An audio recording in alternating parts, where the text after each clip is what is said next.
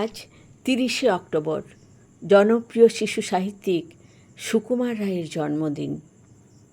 বিশ্ব সাহিত্যের সর্বযুগের সেরা ননসেন্স ছড়াকার বোধহয় তিনি। আজকে তার জন্মদিনে তাকে জানাই বিনম্র প্রণতি।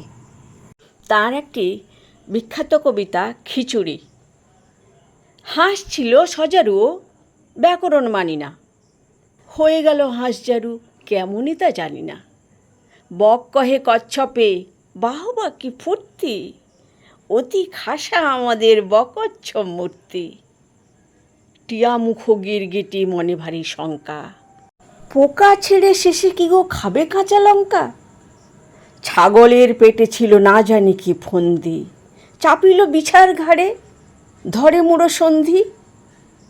জিরাফের স্বাদ নাই মাঠে ঘাটে ঘুরিতে, ফড়িংয়ের ঢং ধরি সেও চায় উড়িতে। গরু বলে আমারেও ধরিল কি ও রোগে, মোর পিছে ভাগে কেন হতভাগা মোরগে। হাতিমির দশা দেখো, তিমি ভাবে জলে যাই।